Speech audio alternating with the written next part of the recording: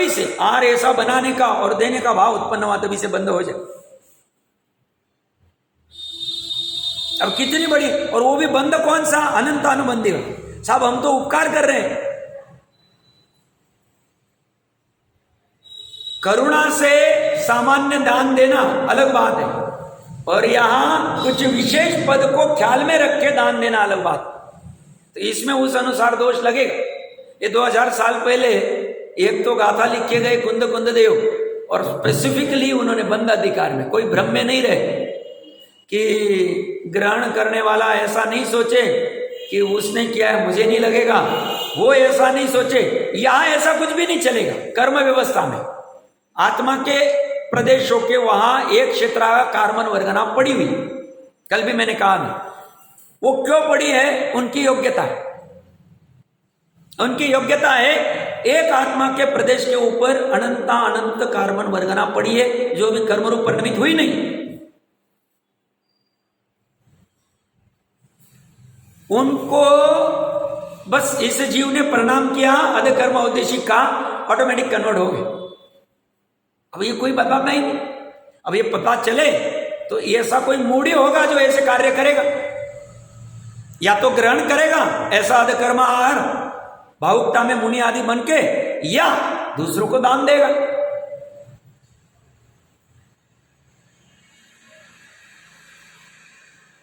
क्योंकि पंच परमेष्टि जैसा ऊंचा पद है, पंच परमेष्टि में हमने स्थान दिया है, और वो अधकर्म आदि करने के हमारे भाव हो रहे हैं, या उन पंच परमेष्टियों को जिनको हम वंदन नमस्कार करते हैं, देव शास्त्र गुरु के हर रोज पूजन करते हैं, उन गुरु को अधकर्म आहार देने का हमें भाव हो रहा है। गड़बड़े के हमने स्वरूप समझा नहीं, हमने आगम खोले नहीं, हमने अच्छे से पढ़ा नहीं, या तो जल्दबाजी में कुछ तो भी पढ़ के हमें जो लगता है उतना ठीक सा ग्रहण कर लिया, पूरा ग्रहण किया नहीं।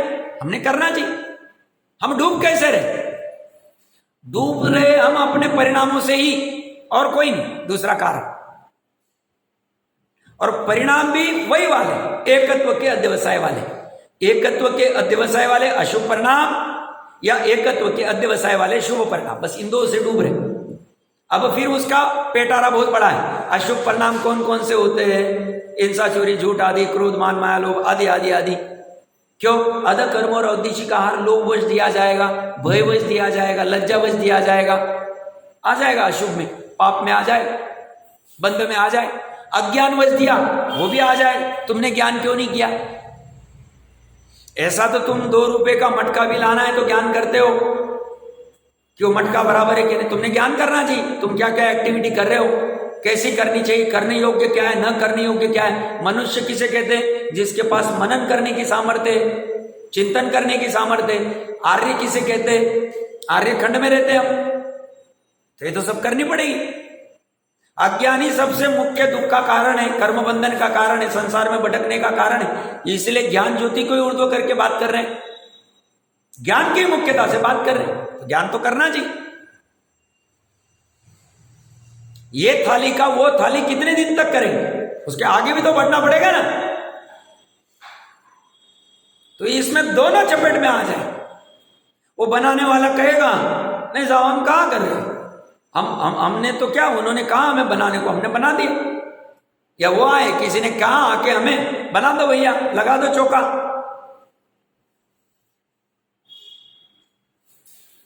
साहब फिर इससे तो मुनि परंपरा चलेगी नहीं। ऐसी ओढ़ादानी की हुई मुनि परंपरा कैसे सही होगी? मुनि परंपरा तो जब आगम अनुसार होगी तभी चलनी चाहिए ना। हम मन को कुछ भी कर दे, हम बोले बिल्ली को शेर कह देवे, चलेगा थोड़ी। बिल्ली तो बिल्ली रही, ठीक है। छोटे बच्चों को समझाने के लिए बता दिया कि भाई ऐसी बिल्ली होती है, ये जीव सी बिल्ली है, वैसा ही थोड़ा बड़ा साइज का शेर होता है। तो हम अपने मन से कुछ नहीं करेंगे, ज्यादा परीक्षा देके, ज्यादा मार्क लाके वो कुछ उद्योग नहीं करने। पहले समझना है अच्छे से। मेरे को सब कहते थे कि तुम ये कोर्स कर लो, वो कोर्स कर लो, ये कर लो, वो कर लो, तुम्हें अच्छा रहेगा या गद्दी पे बैठने के लिए। मैं बोला मेरे को गद्दी पे बैठना ही नहीं, कोई बिठाए तो बैठूंगा, नहीं बिठाए तो मत बिठाए। मेरे को तो पहले समझना है, समझते ही नहीं हम। और अपने पैर पे स्वयं कुल्हाड़ी डाल रहे और उल्टा उसको अच्छा मान रहे। हमारे यहां पे हमने दान दिया, आरदान आदि दिया जो उद्देशिक था, 4 दिन 365 दिन में 4 दिन बनाए, और वो भी कैसे बनाया सब पता है। इंदौर में हमको किसी ने, हमने पूछा यार घी घर पे मलाई आदि कम निकलती, घी बनता नहीं, कहीं शुद्धि का मिलेगा? तो उन्होंने बोला सब चलता है, वहां पे मिल जाएगा सबको, ही सब सब सब सब वही यूज करते शुद्धि का। तो हमने जाके देखा कैसे बनाता है। तो बस जैनी का कोई गोटा था, वहां से दूध कभी 2-4 घंटे बाद आता था, उसको गर्म करके बनाते बोले। अब वो जो 48 मिनट का प्रॉपर दूध निकालना, छना हुआ पानी से उसके थान आदि धोना, और सूखी बाल्टी लेना, उसको 48 मिनट में गर्म करना, वो मलाई का 24 घंटे हट प्रहरे में करना, ऐसा सब कुछ नहीं। बोले यही घी चौक में चलता है। बड़ी विडंबना है।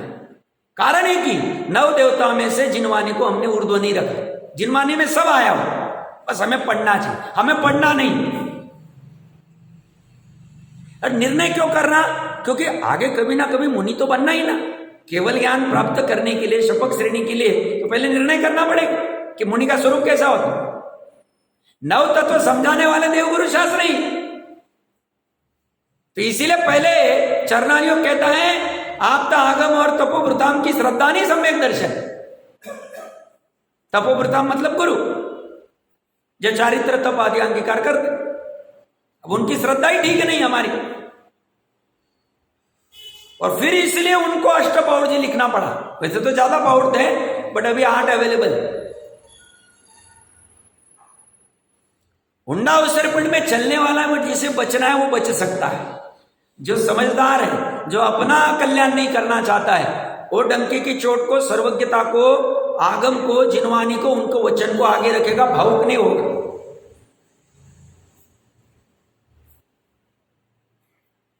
तो वो कह रहे वो त्याग नहीं करता है। किसका त्याग नहीं करता है? नैमित्तिक भूत बंद साधक भाव का। जो बंद को साधने वाला है, जो बंद कराने वाला है। किसका? बंद कर्म का। कैसा बंद? अनंतानुबंधी वाला। कैसा? संसार में रखड़ाने वाला। और ये वाला बंद, ये बोले हमने तो दान किया साहब, तो ये दान से कुभोग भूमि में चले जाओ, या कुभोग भूमि में चले जाओ, वहां एक पैर नहीं है, ऊंट बन जाए, ऊंट जैसा मुंह है, घोड़े जैसा मुंह है, 1 कोटि गोरख मिली, धर्म ही नहीं हुआ, जाओ वहां, पुण्य किया तुमने, जाओ। ये सब पूरी चर्चा है, मैं अपने मन से कुछ नहीं कह रहा हूं, तब आप आपके मन से कुछ ठोक रहे क्या? दान की चर्चा पढ़ लेनी चाहिए। रत्नखंड की श्रावकाचार 167 से लेके 197 सब विस्तार से चर्चा। दान करना कैसे, किसे करना, सुपात्र किसे करना कहना, कुपात्र किसे कहना, क्या करने योग्य, ये सब पहले समझना चाहिए। अपने मन से थोड़ी बैनर लगा दिया साहब, बैठ गए, इंद्र हो गए, ये हो गए, वो हो गए, ऐसे दान ऐसे नहीं चलते। दान के लिए तो परिणाम, वो फिर इतनी सी खीर भी देवे तो उसका पुण्य ऐसा उदय में आता है, धन्य कुमार। और बाकी 1 करोड़ों का भी दान देवे तो बोलते क्या किया? एकत्व का व्यवसाय किया उन्होंने, कर्ता बुद्धि की, मैंने इतने करोड़ों का दान दिया। बोलते डूबाओ, वो सब इतने हमने प्रतिष्ठा कराई, इतनी वेदियां कराई, इतने मंदिर कराए। तो तुम्हें सोचना चाहिए था ना, ज्ञान करना चाहिए था। नहीं करना ये नहीं कह रहे, पर तुम्हारे परिणाम कैसे हो रहे, परिणामों के अनुसार फल लगेगा। वह अगर लोभ बुद्धि है दान आदि करने में, तो वो सब आ जाएगा चपेट। बहुत सूक्ष्म और तीक्ष्ण तत्व दृष्टि से पकड़ने योग्य जिन शासन कोई एकदम आवे और फटाफट ऐसे पॉकेट में हाथ डाल के और फटाफट हो जाएगा, ऐसा नहीं। इस तत्व को समझने के लिए, क्योंकि अनेकांतमयी वस्तु है, गंभीर वस्तु है, और उस वस्तु को, उस तत्व को, इसलिए देव तत्व, गुरु तत्व, धर्म तत्व, जीव तत्व, अजीव तत्व, आश्रव तत्व, बंध तत्व, संवर तत्व, निर्जरा तत्व, पुण्य पाप तत्व और मोक्ष तत्व, ये तत्व मतलब तत् प्लस वह, तत् मतलब पदार्थ का, उसका, वह भाव, उसका भाव पकड़ में आना चाहिए। गुरु का भाव कैसा होता है, गुरु की परिणति कैसी होती है, किसे गुरु कहना, किसे देव कहना, आदि आदि सब आ जाएगा।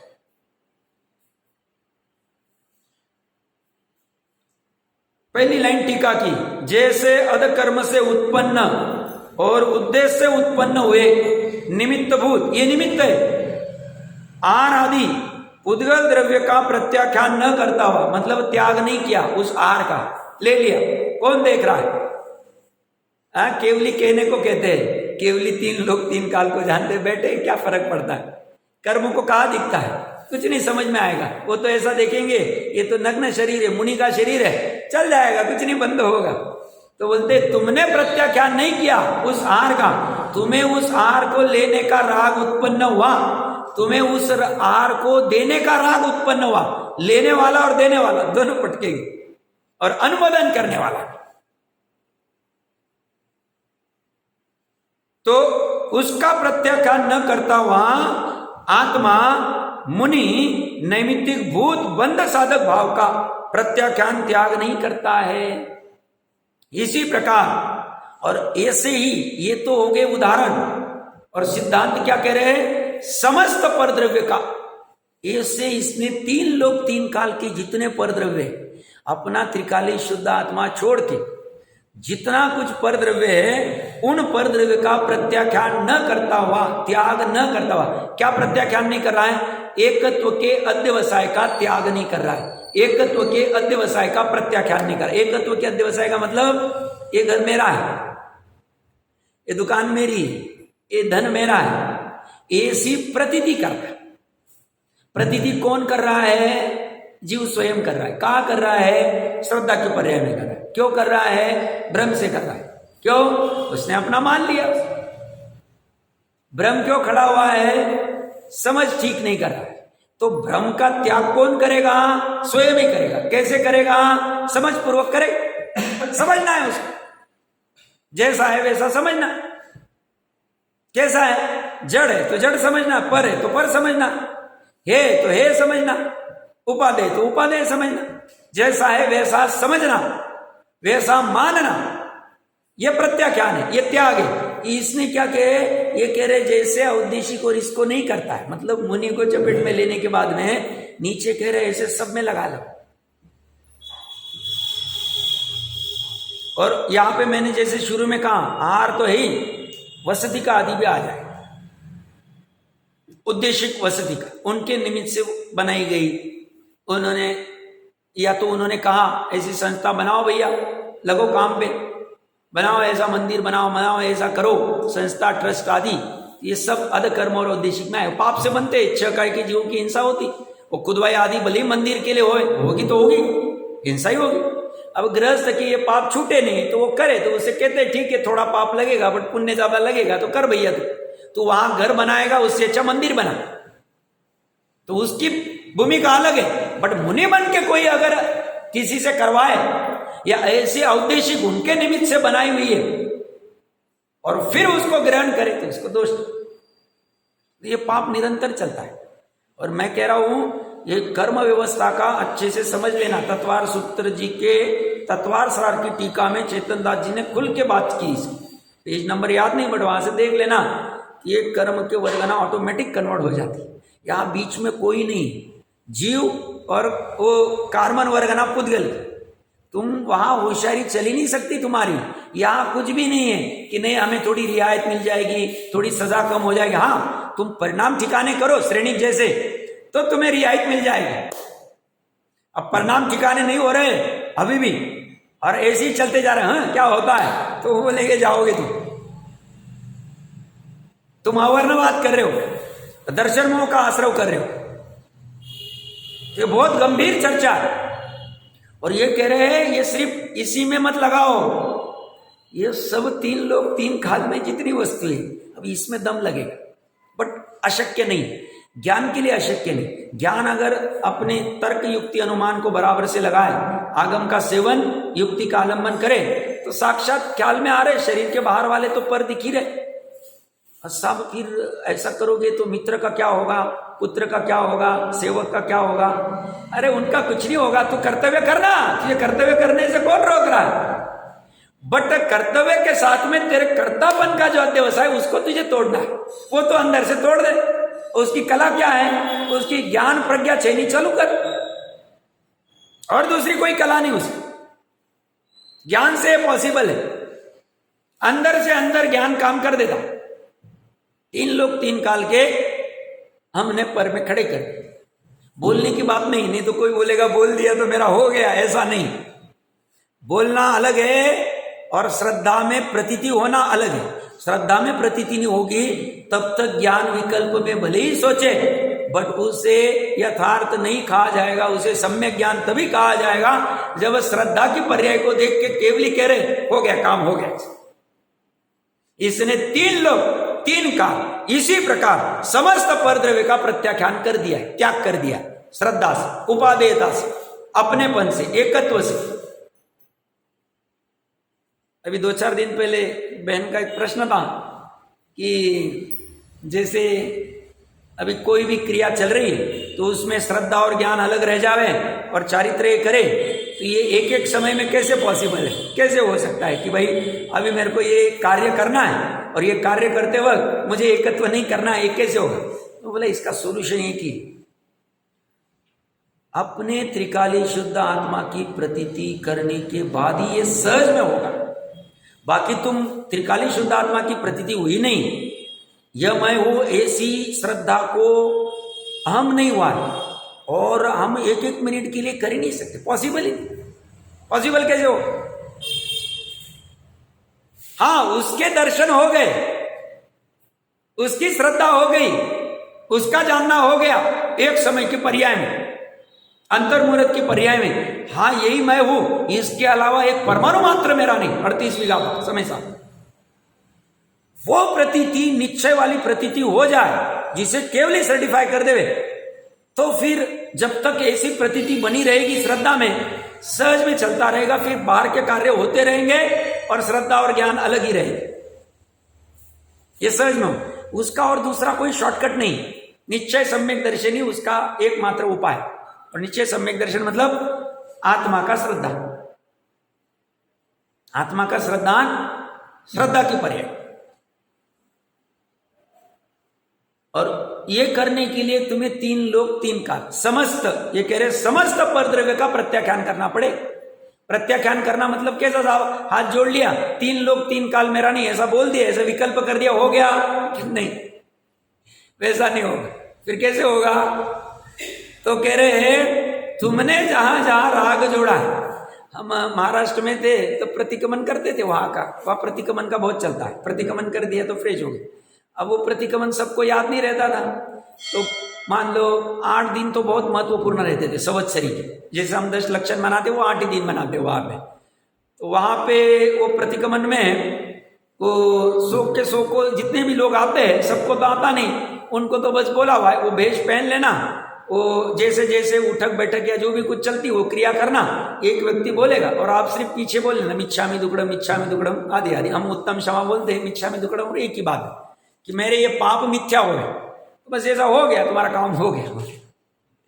ये कहते हैं ऐसा नहीं, ये तुमने ऐसा विकल्प कर लिया, 3 लोग 3 काल मेरा नहीं, तो हो गया, ऐसा नहीं होगा। तो तुमने जहां जहां अपनापन जोड़ के रखा है श्रद्धा से, हम कि नहीं नहीं ये रहने दो, ये मेरे काम में आएगा, नहीं नहीं ये अच्छा है, ये ऐसा है, ये ऐसा है, ये बुरा है, या ये इष्ट अनिष्ट की कल्पना जहां जहां जुड़ी हुई, वहां वहां तुम्हारा वो मिथ्या तो सुरक्षित है, नीचे आराम से बह रहा है। अभिप्राय की वासना आराम से चल रही है, एकदम झकास। और उसको तोड़े कैसे? तुमने ही वहां पे एकत्व का व्यवसाय किया, उस पर तुम्हें ही तोड़ना।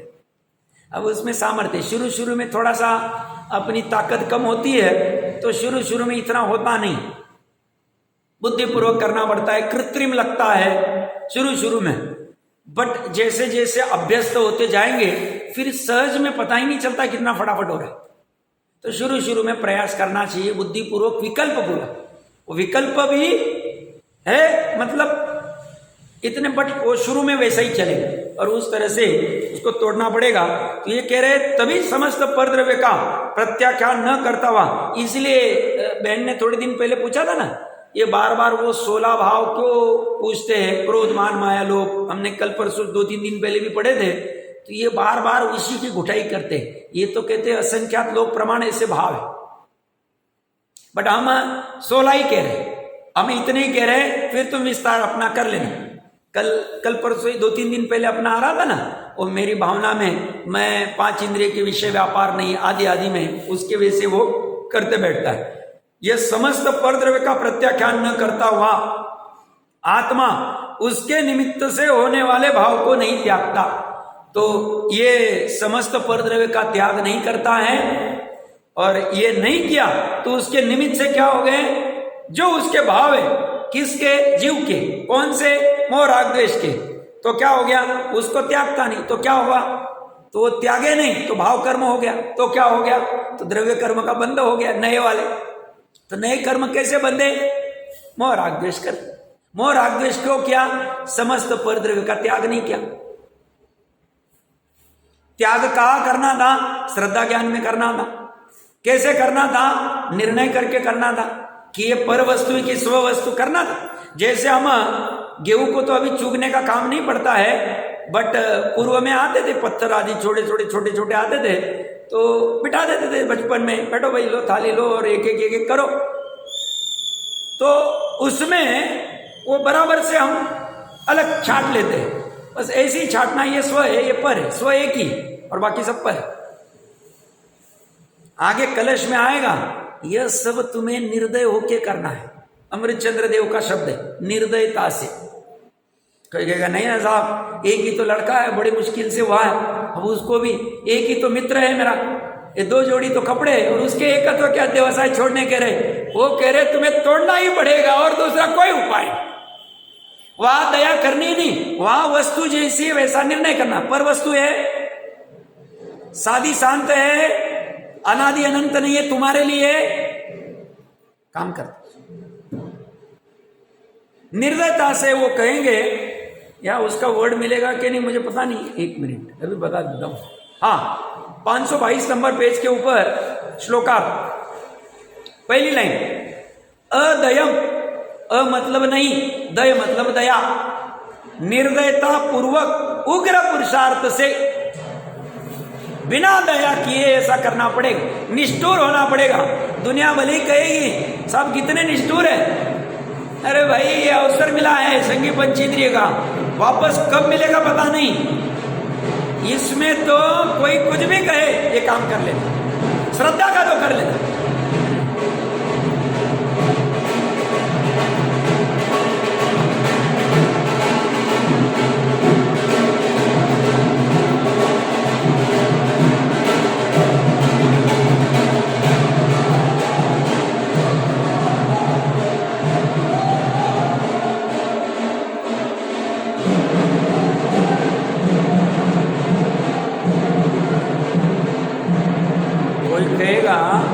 दुनिया कहेगी निष्ठुर है बहुत, देखो ये इसका भी नहीं करते, उसका भी नहीं करते, इन्होंने इतना किया था, एक बार के लिए करना पड़ेगा, और ये नहीं करेंगे।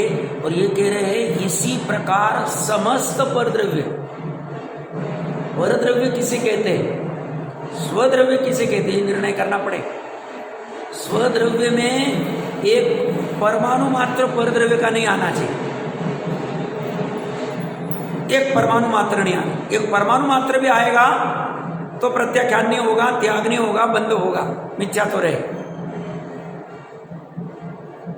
द्रव्यलिंगी मुनिराज की छोटी सी भूल है, जैसे मैंने थोड़े दिन पहले कहा था कि इलेक्ट्रिक के हमने बटन दबाया और फिर भी चालू नहीं हो रहा है, लाइट फैन या जो भी कुछ होगा, बस एक छोटा सा प्रॉब्लम है, वहां वो वायर बराबर से कनेक्ट नहीं, वो कनेक्ट करो अभी सप्लाई आ जाए। ऐसे ही वो स्वद्रव्य परद्रव्य के भेद ज्ञान में माइन्यूट भी गड़बड़ रही तो पूरा फेल हो, चलेगा ही नहीं। वह इतनी सूक्ष्म और तीक्ष्ण तत्व दृष्टि होनी चाहिए। तो ये कह रहे हैं समस्त परद्रव्य का प्रत्याख्यान न करता हुआ आत्मा उसके निमित्त से होने वाले भाव को नहीं त्यागता, और अधकर्म आदि पुद्गल द्रव्य के दोषों को आत्मा वास्तव में नहीं करता है, क्योंकि वे परद्रव्य के परिणाम है। अभी यहां वाला आत्मा और ऊपर वाला आत्मा, दोनों जगह आत्मा आ रहा है। ऊपर वाला जो आत्मा ये जो परद्रव्य का प्रत्याख्यान नहीं करता है और बंद करता है, वो होगी पर्याय, विकारी पर्याय। और नीचे वाला जो आत्मा है अधकर्म आदि पुद्गल द्रव्य के दोषों को आत्मा वास्तव में नहीं करता है, मतलब त्रिकाली आत्मा नहीं करता, वो तो अपरिणामी, क्योंकि वे पर द्रव्य के परिणाम है, इसलिए उन्हें आत्मा के कार्यत्व का अभाव है। इसलिए अधकर्म और उद्देशिक उद्गल कर्म मेरा कर्म कार्य नहीं, क्योंकि वह नित्य अचेतन है, इसलिए उसको मेरे कार्यत्व का अभाव है। वो ज्ञान का कार्य नहीं है। अज्ञान, मिथ्यात्व और अनंतानुबंधी की कषाय, ये तीनों के तीनों को अचेतन कह रहे हैं। ज्ञान तो ज्ञान ही है, बट मिथ्यात्व के साथ वही ज्ञान अज्ञान कहा जाए, और इसलिए उसको पुद्गल द्रव्य कह दिया। और ये कह रहे इसका, इसलिए उसको मेरे कार्यत्व का अभाव है, मतलब आत्मा को उसका अभाव है। इस प्रकार तत्व ज्ञान पूर्वक निमित्तभूत पुद्गल द्रव्य का प्रत्याख्यान करता हुआ आत्मा मुनि जैसे नैमित्तिक भूत बंध साधक भाव का प्रत्याख्यान करता है, उसी प्रकार समस्त पर द्रव्य का प्रत्याख्यान करता हुआ त्याग करता हुआ आत्मा उसके निमित्त से होने वाले भाव का प्रत्याख्यान करता है। इस प्रकार द्रव्य और भाव को निमित्त नैमित्तिकता है। ये जो अभी की लास्ट की 3 लाइन पढ़ी, 3 साढ़े 3 लाइन, इसमें क्या चीज मुख्य लगी, अटपटी और विशेष लगी? कुछ ऐसा ख्याल में आ रहा है कि जिस पे फोकस करना चाहिए?